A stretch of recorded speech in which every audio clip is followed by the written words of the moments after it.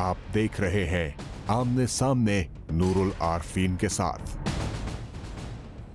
अस्सलाम वालेकुम नाज़रीन, मैं हूं नूरुल आरफीन सिद्दीकी और आप देख रहे हैं प्रोग्राम आमने सामने। आज शो शुरू करते हुए भी ब्लड प्रेशर नॉर्मल नहीं है, गुस्सा बहुत है। बहुत सारे लोगों के साथ साथ जिस एक सेगमेंट ऑफ मीडिया के ऊपर गुस्सा है, उसकी वजह यह है कि ये वो मीडिया है जो एक तरफ तो अपने आज़ादी इजहार का चैम्पियन बनता है, आज़ादी इजहार के नाम पर किसी पर भी कीचड़ उछालने से पहले लम्हा भर नहीं लगाता। ये वो मीडिया है जो बैठ कर स्क्रीन पर सुल्तान राई के डायलॉग बोलते हुए अपने अल्फाज को काबू में नहीं रखता और बाद में कोर्ट में जाकर के नाक रगड़ के भीख मांगता है कि मुझे माफ़ कर दिया जाए। आप सब समझ गए होंगे मैं किसकी बात कर रहा हूँ। ये वो लोग हैं जिनके ऊपर नाउज़ुबिल्लाह मिन ज़ालिक माअज़ल्लाह इल्हाम आते हैं। दूसरी तरफ मीडिया का वही सेगमेंट है कि जिसे श्रीदेवी का और राजेश खन्ना की मौत का बड़ा दुख होता है। इसे शाम में होने वाले क़िताल नज़र नहीं आता, इसे श्रीदेवी का जनाजा दिखाना होता है और वो भी लाइव। श्रीदेवी को कितने लोगों ने रुखसत किया, श्रीदेवी ने कितनी फिल्मों में कितने डांस किए थे और कितने डांस में कितने गाने जो थे वो दिलों को तड़पा देने वाले थे, ये हमारे मीडिया का मौजू होता है। लेकिन उसी एक मीडिया की को उसकी कैमरे की आंख को वो बदसलूकी नज़र नहीं आती जो इस वक्त भारत में नई दिल्ली में हमारे सिफारती अमले के साथ हो रही है।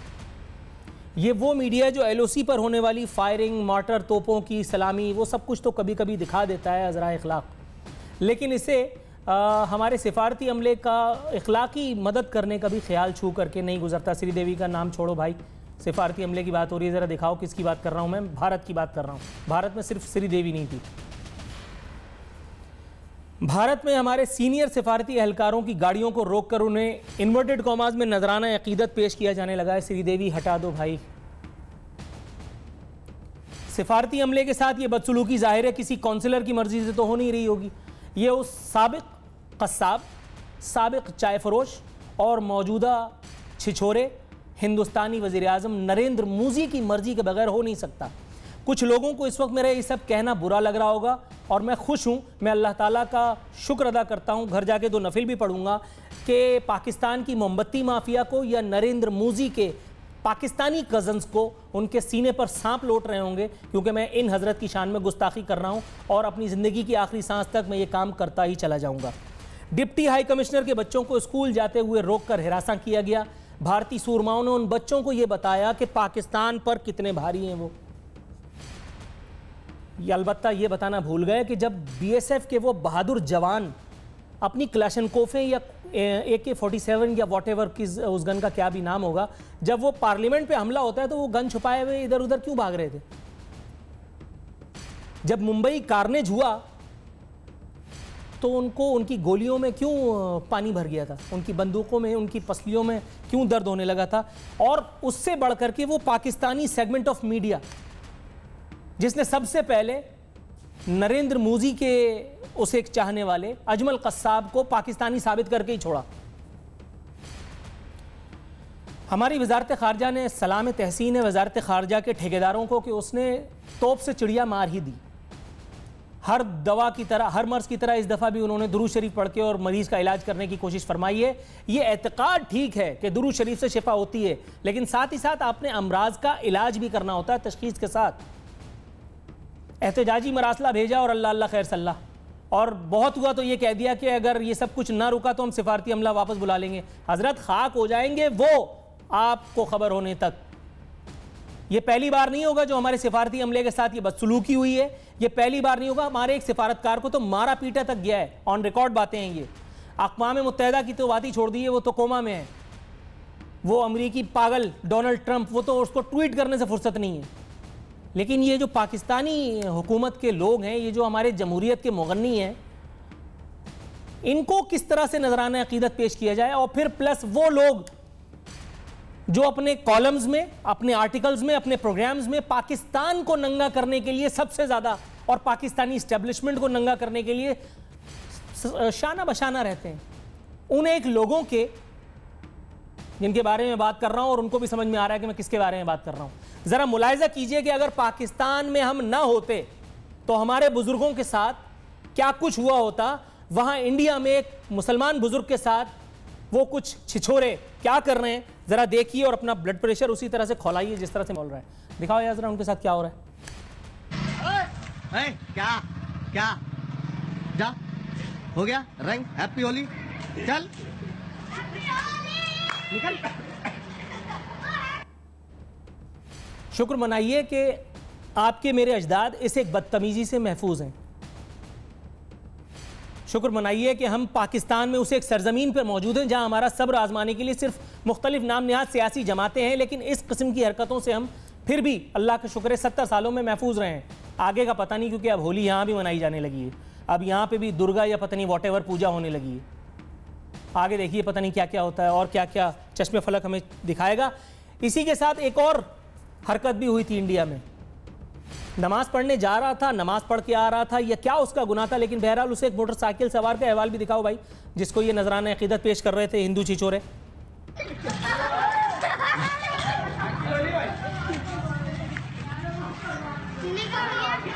क्या हुआ? लाइन ऑफ कंट्रोल पर, ये तो चले छोड़ दीजिए, ये तो इंडिया में इंडिया वालों के साथ हो रहा है ना, इंडिया के मुसलमानों के साथ हो रहा है। लाइन ऑफ कंट्रोल पर जो हमारे साथ हो रहा था, वो एक मासूम बच्चा अयान, उसका क्या कसूर था जिसे इन सूरमाओं ने, भारतीय सूरमाओं ने निशाना लगाकर शहीद किया। स्कूल वैन चलाने वाले उस एक ड्राइवर का, इंजमाम नामी उस ड्राइवर का क्या कसूर था? यही कि वो कुछ पाकिस्तानी बच्चों को अपनी मंजिल तक छोड़ने के लिए जा रहा था। लेकिन मैं इंडिया को क्यों कोस रहा हूं? पाकिस्तानी हुकूमत ने क्या कम गजब ढाया है? मां सिवाय वजारत खारजा के कुछ ठेकेदारों ने रिवायती मुनहनी सा, इनको क्यों दिखा रहे हो यार, इनका क्या लेने देना है इससे? हटाओ इनको, दरख्त फूल पत्ते दिखाओ, इनको हटाओ। हाँ बस ये रखो। एक तो ऐसी गुस्सा आ रहा है, ऊपर से इनको दिखा दिया। एक लफ्ज तो बोले नहीं, सेनेट में जोड़ तोड़, सेनेट में सेटिंग में लगे हुए हैं। आसिफ अली जरदारी साहब को अलबत्ता बहुत बुरा लगा जी, आसिफ अली जरदारी साहब को बुरा लगा और उन्होंने इंडिया के कान खींचे। और मुझे डर है कि कहीं नरेंद्र मोदी और उनके अहले खाना को कहीं इस सदमे से हार्ट अटैक ही ना हो जाए। और ये उन्होंने क्यों किया? ये हुब्बे अली में नहीं था, मार्क माय वर्ड्स, ये बुग़्ज़ मुआविया में था। इसलिए कि वो अपोजिशन में है। जब आप अपोजिशन में होते हैं तो आपको ग्राउंड रियलिटी मुख्तलिफ नजर आती है, लेकिन जब आपके सर पर प्रधान का ताज होता है जो इसे कस्साब के सर पर है, तो आपका चश्मा आपको वो सब कुछ भी दिखा रहा होता है जो शायद मैं इस वक्त नहीं देख पा रहा। क्या मुनाफकत है, क्या मुनाफकत है। और आखिर में नजर उतारता चलूं उन दानिश्वरों की जिन्हें फिर भी ऐब पाकिस्तान में नजर आता है, जो दो कौमी नजरिए के पीछे पड़े इस तरह से रहते हैं जिस तरह से कोई काफिर, नाउज़ुबिल्लाह मिन ज़ालिक माज़अल्लाह, मेरे मुंह में खाक, काबे के पीछे। इसी के साथ यहाँ वक्त हुआ प्रोग्राम में एक मुख्तसर सी कमर्शियल ब्रेक पे जाने। एक्चुअल ब्रेक से वापस आएंगे तो अगले मौजू पर अपने कुछ मेहमानों का तारुफ आपसे कराऊंगा। हमारे साथ रहिएगा।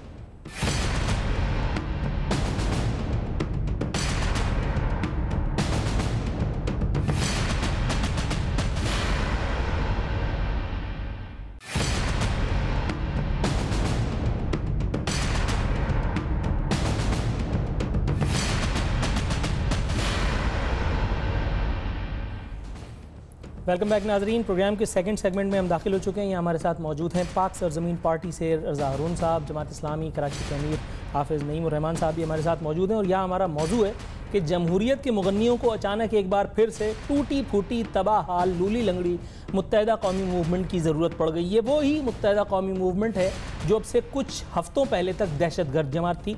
जिस तरह से COD के चार्टर ऑफ डेमोक्रेसी के साइन होने से पहले वो दहशतगर्द जमात थी, लेकिन जाहिर है कि जब ज़रूरत पड़ जाए तो फिर मुनाफिक को भी गले लगा लिया जाता है। इससे बड़ी मुनाफिकत क्या होगी?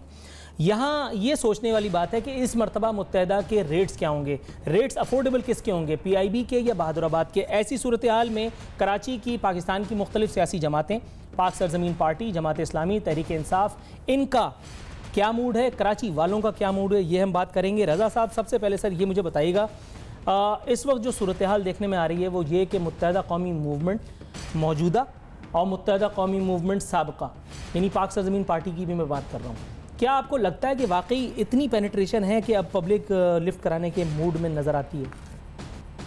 ये तो आर्फिन पब्लिक ही बताएगी, मैं और आप कौन होते हैं इस बात को तय करने वाले। ये ज़रूर है कि मुत्तहिदा कौमी मूवमेंट नहीं है, इसलिए कि बुनियादी नज़रियाती फ़र्क है। लसानी सियासत नहीं कर रहे, महाजरों का नाम लेकर महाजरों को नुकसान पहुँचाने की सोच नहीं है हमारी। तमाम कौमियतों की काम करेंगे, वफाक की सियासत करेंगे, कौमी सियासत करेंगे। तो हमारा और उनका अब रास्ता नज़रियात के हवाले से बड़ा जुदा है। तो मेरी तो बड़ी स्ट्रॉन्ग ऑब्जेक्शन होती है जब हमें लोग उनके साथ अब खड़ा करते हैं, तो ये बड़ी मादरत के सर साथ। ये अचानक फंक्शनल लीग का हाथ मजबूत करने की क्या ज़रूरत पेश आई थी? हुब्बे अली में ही अगर सारे काम हो रहे थे तो चलो किसी एक तरफ खड़े हो जाते। अब ये फंक्शनल लीग क्यों? ये तो मेरे जमहूरी फ़ैसले हैं, आइनी फ़ैसले हैं, और जो हमें अप्रोच की उन्होंने इलेक्शन के सुबह, तो उसके बाद पार्टी ने मुशावरत की और तय किया कि उनको दिया जाए वोट। अच्छा, इसमें कोई हर्ज की बात नहीं है। मैंने कहा ना, जब कौमी सियासत की बात हो रही हो, विफाक की बात हो रही हो, तो सपोर्ट करता है इंसान। और हमें तो ये भी पता था कि बाकी जो जमात थी दूसरी जिसका आप जिक्र फरमा रहे हैं, वो तो 4 सीटों की सुबह फारूक सत्तार साहब ने ब्रीफिंग दी थी, तो उनको तो एज सच वॉकओवर ही उन्होंने दी दिया था। बाकी सबको तो मैं समझता हूँ कोई हर्ज की बात नहीं, इसके अंदर इतना। हाफिज नईमुर रहमान साहब, सर ये जो सेनेट इलेक्शन से पहले, इस दौरान में और उसके बाद भी शॉपिंग का सिलसिला जारी है, और वो भी छोटी मोटी शॉपिंग नहीं है, तो करोड़ों अरबों की बोलियां लग रही हैं। सर ये मुझे बताइएगा, ये जो हमारे मसीहा कराम हैं जो इतने ख़तीर रकूम के एवज़ अपने, कुछ लोगों की बात कर रहा हूँ मैं, शायद बाकी लोग फ़ी सबीलिल्लाह इधर उधर हो गए हों, जिन्होंने अपने ज़मीर का सौदा किया, ये मेरे और आपके पेट के दर्द का इलाज कर पाएंगे?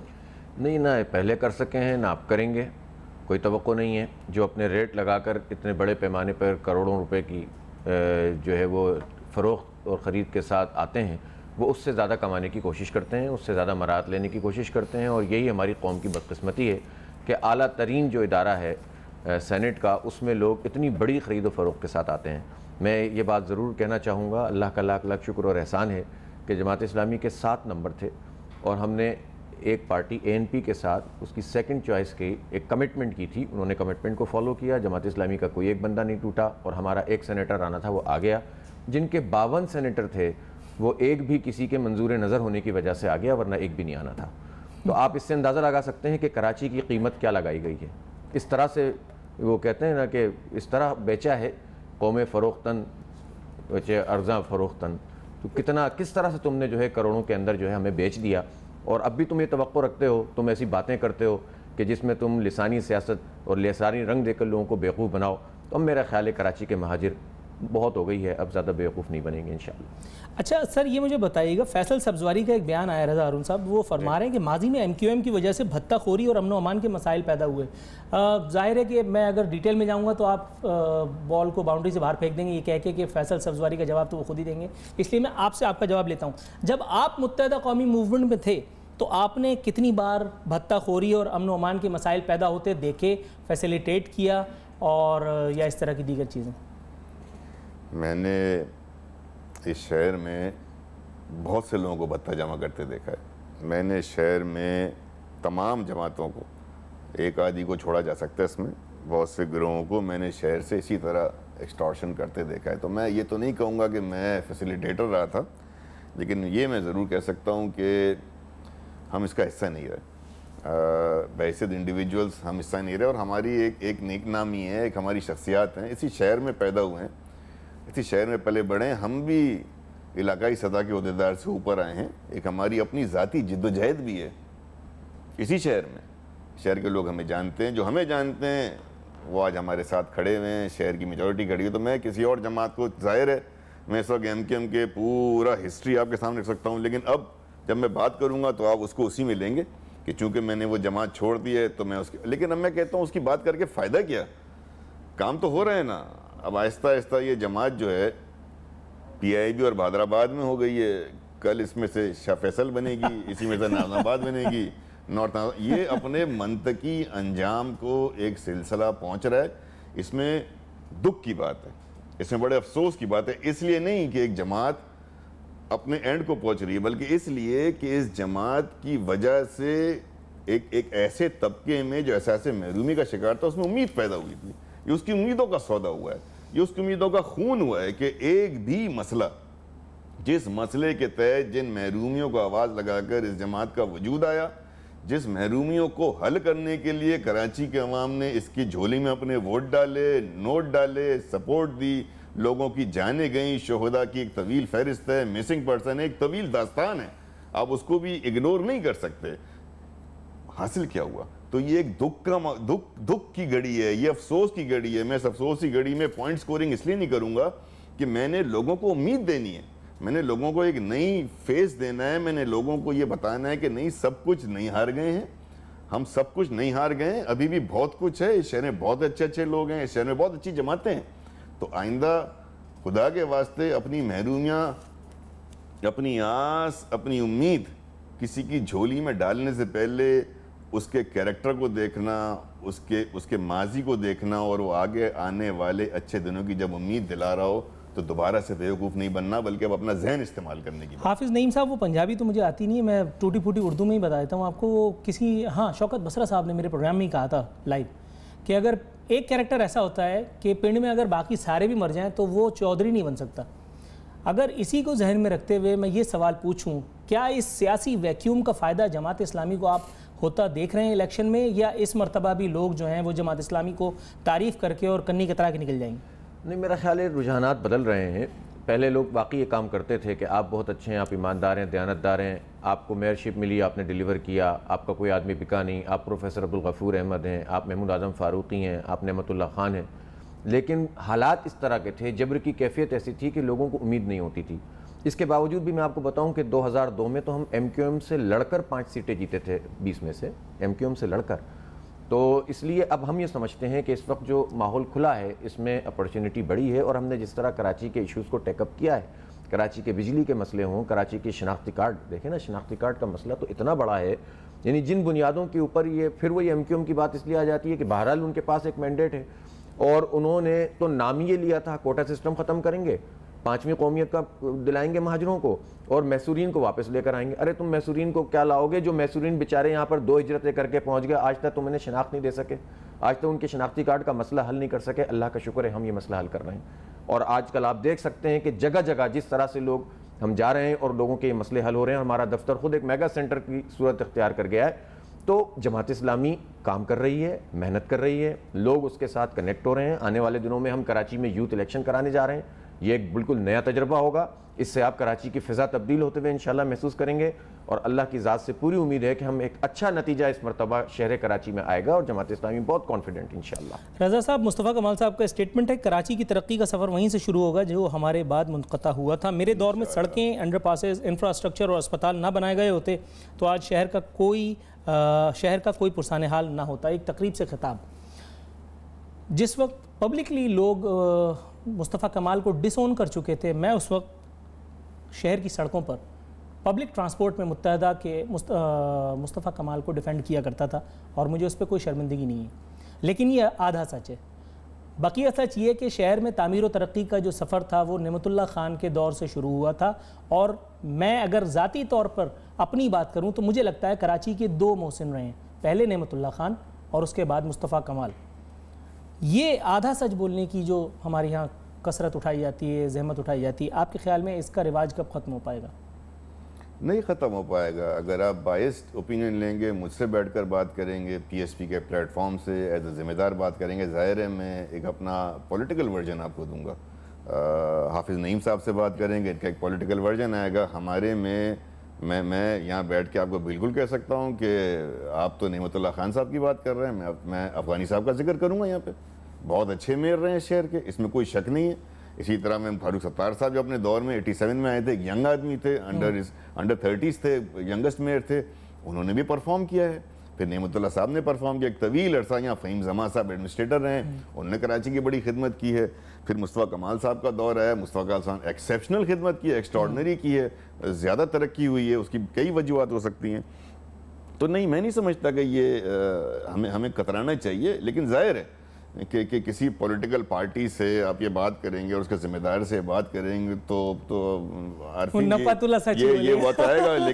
लेकिन मेरा ये मानना है कि देखिए, individual performances, extraordinary performances हर दौर में हुई हैं, लेकिन फिर इस दौर में लोगों ने ही मुंतखब किया है ना लोगों को, तो मैं लोगों की चॉइस को कैसे हटा दूँ? लोगों ने हराया है, लोगों ने जिताया है। 2002 में बिल्कुल 5 सीटें MQM हारी थी और बड़ी की इलाकों से हारी थी, लेकिन फिर 2008 का भी इलेक्शन हुआ, 2013 का हुआ।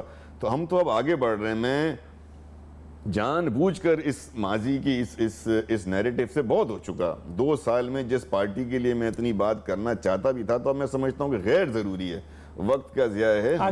हमें लोगों को आगे बढ़ाना है, हमें पूरी कौम को। और देखिए, मुझे ये बताइए, कराची के हकूक मिलेंगे, कराची का पानी कराची को मिलेगा, तो क्या वो सिर्फ कराची की गलियों तक मैं आपको लेके जाऊंगा प्रोग्राम के अगले मरहले में। बज़ाहिर बड़े छोटे छोटे से मामलात हैं, लेकिन ये डेली अफेयर के बारे में हम बात करेंगे। हमारे मेहमान हमारे साथ मौजूद हैं। नाज़रीन, यह वक्त हुआ प्रोग्राम में एक मुख्तसर सी कमर्शियल ब्रेक का।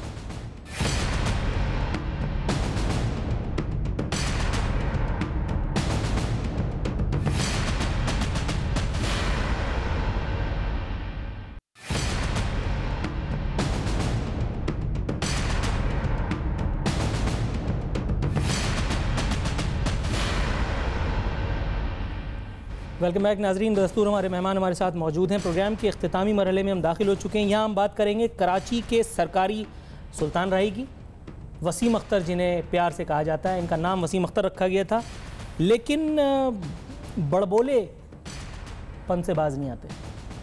मुझसे तो खैर ज़ाती तौर पर याद अल्लाह है, मैं उनको बड़ा पसंद भी करता हूँ, इसीलिए उनके ऊपर 6 प्रोग्राम दाग कर अपनी हसरत नातमाम का मैंने बंदोबस्त भी किया था। 2-3 बयानात हैं। मुझसे कोई भी हिसाब नहीं मांग सकता, जिसको मुझे हटाना है वो अपना शौक़ पूरा कर ले। जिन लोगों ने कराची से रोज़ी और शोहरत कमाई वो अब इस पर खर्च करें। हालांकि हज़रत ख़ुद भी GPO से पेंशन नहीं पाते, ख़ुद भी ये कभी मलीर, लांडी और कोरंगी में नहीं रहे। ये इस वक्त भी डिफेंस के एक आलीशान महल में मुतमक्किन है। बड़ी बड़ी पराडो लैंड क्रूज़र्स में घूमते हैं और करोड़ों का बजट है। उनका अपना नहीं, जहेज़ में नहीं लाए थे, कराची वालों का हिस्सा था। ये अलग बात है कि कराची वालों को ठेंगा दिखा दिखा करके हंस रहे हैं। इससे पहले कि वसीम अख्तर साहब के बारे में हम मज़ीद बात करें, ज़रा मैं आपको ये बताता चलूँ, चलो दिखाई दिया, मैं आपको ये बताता चलूँ कि माशाल्लाह इन्होंने कराची की तामीर और तरक्की में जो किरदार अदा किया है, कोई और तो शायद भूल जाए, लेकिन आरफीन सिद्दीकी और आमने सामने तो बिल्कुल नहीं भूलेगा। हमने एक एहतमाम किया इनके कारकर्दगी का पोस्टमार्टम फरमाने का। टीम ने शहर के मुख्तलिफ इलाकों का दौरा किया। इन इलाकों में कोरंगी, लांडी और मलीर इनिशियली थे, जहाँ पे हमने कुछ लोगों से मुलाकात की, इलाके का कुछ अहवाल भी हमने जाना। लोगों का क्या कहना था ज़रा ख़ुद मुलाहिज़ा कीजिए, फिर अब मज़ीद बात करते हैं। सीवरेज का मसला बहुत ज़्यादा गंभीर है, और जो पानी जो यहाँ से वाटर बोर्ड की, रेहान हाशमी की, वसीम अख्तर, इन सबकी नाअहली है कि यहाँ पे लाइन बहती है, सड़क बन जाती है, लाइन बहती है वाटर बोर्ड की, फिर वो सड़क तबाह हो जाती है। रेहान हाशमी नहायत ही नाअहल आदमी है। ब्लॉक एच में भी यही सूरत हाल है कि एक लाइन डलनी है, उसमें रेहान हाशमी और यूसी का आपस में फटा है, वो लाइन डल ही नहीं सकती। यहाँ 20 दिन 22 दिन बाद पानी आता है। अगर हमने अभी गवर्नमेंट ने अगर वाटर बोर्ड भी दे दिया, हमें नहीं लगता कि पानी 2 महीने या 2.5 महीने तक हमारे घरों तक पहुंच पाएगा। हमारे नलके जो है वो सूख जाएंगे। काफ़ी अरसे से ये रोड जो है ये खोद के डाल दिए, और बैनर हर पार्टी ने इतने लगा दिए हैं कि हमारी तरफ से काम हो रहा है, हमारी तरफ से काम हो रहा है। यार ये रोड एक दफ़ा बना तो दें, हम आवाम मिल के बैनर लगा देंगे सब पार्टियों के कि आपका बहुत बहुत शुक्रिया। अच्छा, अब आपको एक लतीफ़ा सुनाता हूँ। ये लतीफ़ा भी फिर मेयर कराची का ये फरमाते हैं, दुखी इंसानियत की खिदमत MQM का नज़्बुलैन है। माशाल्लाह, ये दुखी इंसानियत की खिदमत ही कर रहे थे, और वो इंसानियत अभी इनके बारे में क्या कह रही थी वो आपने ख़ुद मुलाहिज़ा किया। शहर के मुख्तलिफ़ इलाक़ों का अल्लाह का बड़ा शुक्र है बुरा हाल है। तजावुज़ात का एक जंगल है। ज़ाहिर है कि हमारे चुनिंदा नुमाइंदों ने आवाम को गुटखा और दीगर चीज़ों पर लगा करके उनको ज़रा तफरीह तबाह का सामान भी मुहैया किया है। इससे पहले कि मैं मज़ीद आगे बढ़ूँ, मेयर कराची को मैंने इस प्रोग्राम में शरीक होने का दावतनामा भेजा था बज़रिया व्हाट्सअप, जो हर दफ़ा मैं करता हूँ। टेलीफोन कॉल तो मेरे उठाते नहीं हैं। व्हाट्सअप उन्होंने देखा, लेकिन उसको जवाब उन्होंने नहीं दिया। जवाब वो मेरे ख्याल से जवाब फिर वही चुरंगी घुमा करके देंगे जिस तरह पिछली दफ़ा दिया था। डिस्ट्रिक्ट चेयरमैन थे यहाँ के नैयर रज़ा। पहले इन्होंने इकरार किया हमारे साथ इस प्रोग्राम में शरीक होने का। रेहान हाशमी साहब से बात हुई, उन्होंने कहा कि मैं आऊँगा। उसके बाद दोनों हजरात फ़र्दन बहानेबाजियाँ करने लगे। एक ने कहा कि आप फ़लाँ से बात कीजिए, एक ने कहा फ़लाँ से बात कीजिए, मीडिया विंग से बात कीजिए। मीडिया विंग पे अप्रोच किया गया तो अमीनुल हक साहब, शुक्र है कि खुदा का होते होते रह जाने वाले सेनेटर साहब, उन्होंने साफ इनकार कर दिया कि आरफीन सिद्दीकी और आमने सामने की टीम के लिए MQM का कोई रहनुमा अपना वक्त नहीं देगा। सद शुक्र उस पाक परवरदिगार आलम का जिसने ये बदनामी मुझे नसीब की। और अब ये कहूँगा कि रस्सी जल गई पर बल नहीं गए। अमीनुल हक साहब, आपका भी शुक्रिया। कोशिश करूँगा कि अगली मरतबा पूरा एक प्रोग्राम दाग कर आपका ये एहसान चुका सकूँ। रज़ा साहब, नईम भाई, आपको प्रोग्राम में शरीक करूँगा। सर, ये ज़िले बल्दियात को 19 करोड़ 64 लाख की इजाफी ग्रांट जारी। इसके अलावा और भी ख़बरें हैं, लेकिन ये जो सारी ग्रांट्स वगैरह आती हैं रज़ा भाई, ये जा कहाँ रही हैं? शहर कराची के लोग रो क्यों रहे हैं? मुझे क्यों ऐसा लगता है कि शहर का बुरा हाल है? आरफिन भाई, मैं आपसे रिक्वेस्ट करूँ कि पिछले 2 हफ्ते से फारूक सत्तार साहब के बयानात को रिपीट कर लें। जो टीवी पे उन्होंने इंटरव्यूज़ दिए, 2 निजी चैनल, पता नहीं आपके चैनल पे उनका नाम लेना, प्रोग्राम का नाम, बोलिए सर। एक नदीम मलिक साहब के साथ है, एक जावेद चौधरी साहब के साथ है, और मुझे याद पड़ता है 28 फरवरी के प्रोग्राम्स हैं, जिस रोज़ सुबह इलेक्शन कमीशन में दोनों खड़े हुए लड़ रहे थे। उस रोज़ दो फारूक सत्तार साहब ने जो प्रोग्राम किए हैं वो काफ़ी हैं सुनने के लिए। उसमें उन्होंने कैसे गाड़ी खरीदी गई वो बताया, कैसे डिस्ट्रिक्ट चेयरमैन्स और डिस्ट्रिक्ट के अंदर जो ठेकों के मामला थे वो बताए, 5 अरब रुपए के हिसाब किताब का जिक्र किया और ऑन एयर किया। गाड़ी की कीमत पे मुझे याद है कि बड़ा ले दे हुई कि 1.5 करोड़ की थी कि 1 करोड़ की थी, वो हमने सुना। तो मैं कोई बात बोलूँ, नईम साहब को बात करेंगे तो हम तो इस वक्त जाहिर है कि हम तो राइवल्स हैं, लेकिन उस पार्टी का सरबरा अभी तक तो हैं। बिल्कुल बिल्कुल। वो खुद बैठकर ये बता रहा है कि उसकी पार्टी में करप्शन कैसे हुई, वो बता रहा है उसके बल्दियाती मेयर नाम लेके कहा उन्होंने। तो मैं इससे ज़्यादा क्या टेस्टिमनी होगी कि मैं कुछ कहूँ, वो क्या कह रहे हैं। और उसके अलावा शहर के हालात देखें ना आप, इस शहर में लोगों को पीने का साफ पानी नहीं मिल रहा, इस शहर में लोगों के घरों के आगे से कचरा नहीं उठ रहा, इस शहर में सड़कें टूटी फूटी हैं, इस शहर में तरक्याती काम नहीं हो रहे। और मैं एक बात आपसे बिल्कुल जिम्मेदारी से बात करूँ, सिर्फ एमकेएम को तो हम अभी रगड़ना चाहें, बिल्कुल जी रगड़ सकते हैं, लेकिन इसमें सिर्फ एमकेएम जिम्मेदार नहीं है, इसमें वफाकी हुकूमत जिम्मेदार है। वफाकी हुकूमत का 2017 का बजट है 1001 अरब रुपए, कराची के लिए रखे उन्होंने सिर्फ 25 अरब रुपए, वो भी अभी तक नहीं दिए। वो भी सेनेट के इलेक्शन की जोड़ तोक से शुरू हुए हैं, वजीर आजम की नॉमिनेशन से, खाका नब्बासी से 25 अरब सुनते आ रहे हैं, आज तक सेनेट का चेयरमैन मुंतखब होने को आ गया, अभी भी एमकेएम बैठी हुई वही 25 अरब पे डील कर रही है, मिले नहीं है। इसी और कराची की आबादी वफाकी आबादी का जो है वो 10% है, तो 1000 अरब में से कम 100 अरब तो मिलना चाहिए था। सिंध हुकूमत पे आ जाएं, पीपल्स पार्टी गवर्नमेंट पे, इस साल का तरक्याती बजट है 344 अरब रुपए। कितने रखे कराची के लिए? 12 अरब रुपए एहसान हुआ है। कराची की आबादी 40% है सिंध की, 344 अरब रुपए का कम से कम 100 अरब तो बनता था। तो एक तो शहर को ये चीज़ें नहीं मिल रही, तो जिम्मेदार वफाकी गवर्नमेंट है, मुस्लिम लीग नून, सूबाई हुकूमत है पीपल्स पार्टी, मकामी हुकूमत है MQM, चाहे वो भादराबाद हो, शरफाबाद हो, तारिक रोड हो, PIB हो, सोसाइटी हो, जो भी इसका नाम ले दें। ये सब अब ये सारा का सारा ध्यान हटा रहे हैं इलेक्शन से पहले कि हम इनके लड़ाई झगड़े की तरफ चले जाएं।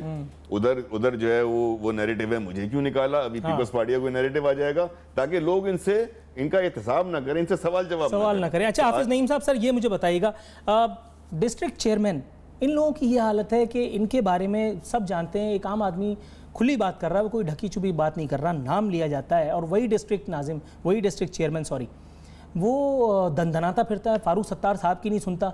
मैंने फारूक सत्तार साहब का इंटरव्यू 2 मरतबा किया और दोनों मरतबा मैंने नैयर रज़ा का नाम लेकर के बात की। पहले इंटरव्यू में मैंने कहा कि नैयर रज़ा किसकी पर्ची है, उन्होंने अपने चमचे से मुझे टेलीफोन करा दिया। अगली मरतबा मैंने फिर यही बात दोहराई और उसके बाद फिर मैंने उनसे ये पूछा कि इनको काम ना करने के कितने पैसे मिलते हैं, गालिबन कुछ इसी तरह की बात थी।